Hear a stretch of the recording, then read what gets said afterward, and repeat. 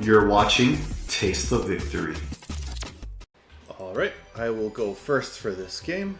We get our opening hand, go ahead and hatch. We are playing AncientGaruru version of Bottom Friendship, so let's see if we can pull out a win with this. Okay, so we got pretty good here. We got everything valuable that Tabletop would hit anyway, so I'd rather value the cheap on-play rather than Tabletop's on-play effect. I'm going to go ahead and Digivolve over that instead of Gabumon and draw for that. And then we actually see the cool little Gabumon, so I'm thinking we kind of just hardcast this, so then when we do go into it eventually off of the breeding area, we get the benefits of Madishita. 3 is a lot to give him on the first turn, so there was a temptation to play the Gabumon, but seeing as this is Source Strip, this could potentially lead to him getting a lot of advantage. So he reveals Kyoromon. Your turn, once per turn, one of your opponent's Digivolution cards is trash, trigger draw 1. So it's pretty good to play with Hexablau and Azulong. And we got Ikakumon. This Digimon can't be blocked by your opponent's Digimon with no Digivolution cards. So that's really good to keep game on your side in a deck like Hexablau or Azulong, I believe is the star. So I'm going to go ahead and move and just start swinging into security, and then I will draw off of Upamon, ironically, for the Source Strip deck. So that is 2,000, this is 2,000, they do trade, but it replenishes itself with that Upamon draw. So that's fine for us. And then we're going to go into this one in the breeding area because I don't want it to be removed somehow. So instead we're going to go hard cast this one, putting them at 1, and then we still get to draw, replenishing our hand. Getting a Hammer Spark, which is pretty nice, so that even though we don't have a Memory Tamer, when we do eventually move out this Gabumon, the boost off of mat plus Hammer Spark will guarantee us being able to move into Gabumon which we do have, so we have a pretty good hand right now. Main Digiburst 2, return, which he can't do because he only has one source, so we're going to go ahead and drop return, and then we'll hatch. We see AncientGaruru, so we have both options right now, which is really cool.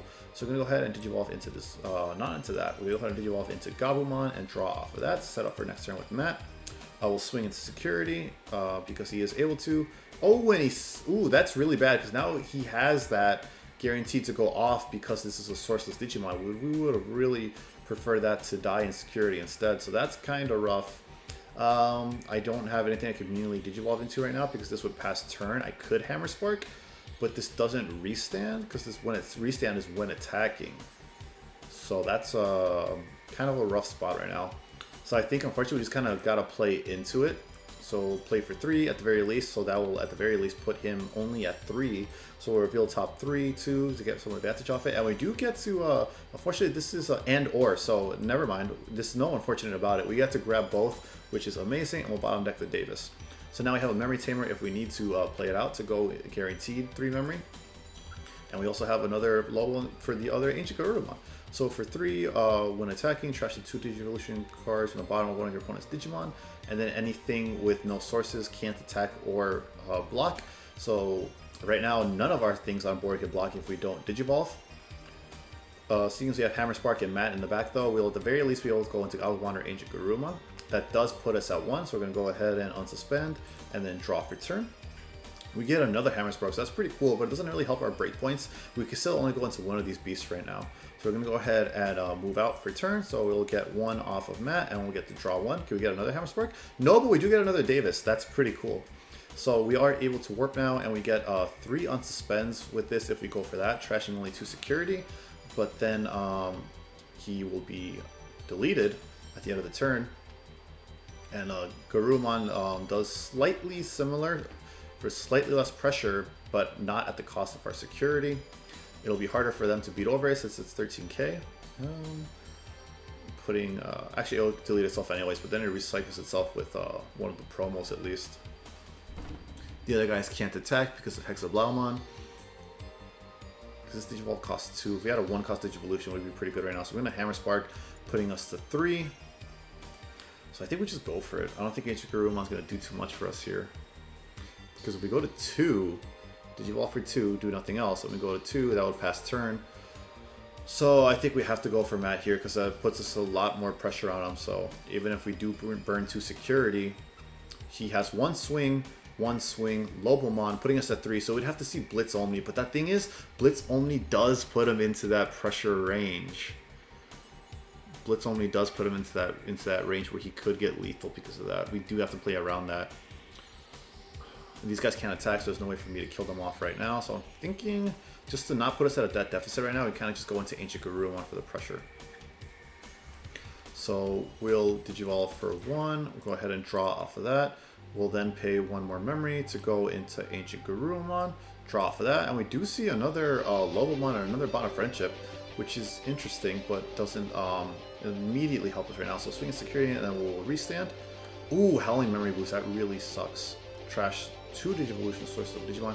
Unfortunately, it doesn't activate its effect, but he does get a ton of memory next turn, so that's pretty crazy. This will be deleted at the end of the turn, so we might as well go crazy and start swinging to security a lot. So we'll go ahead and go for another swing. Security, Ikkakumon.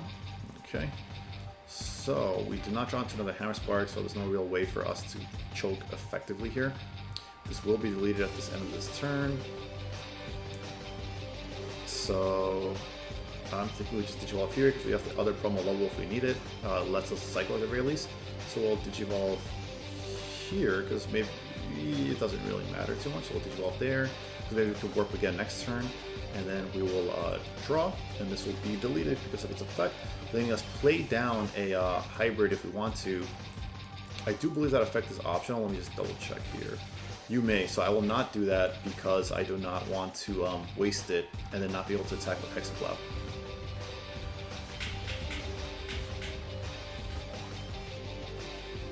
Okay, so he goes to 2 and then gains 2 off of this because of Gabumon. He will move out of the racing area.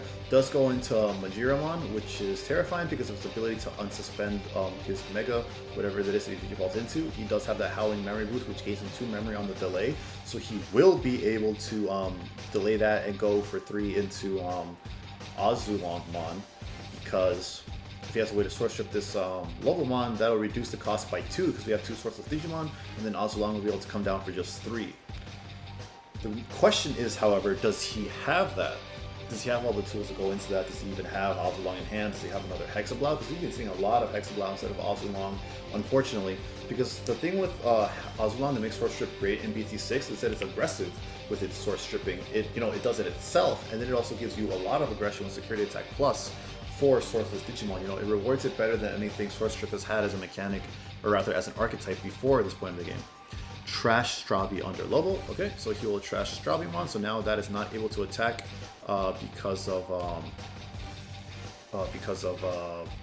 Hexablow. He gets the memory off the Gabumon Inheritable.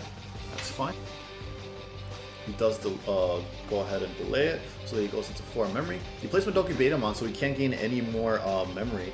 So if he chokes us, we're in a really rough spot. Okay, so he goes ahead and Digivolves instead, putting him at 1. So I'm wondering if he is digging for that Azulong or something, because he doesn't have a good follow-up. Because Azulong over Majiramon is a ton of pressure.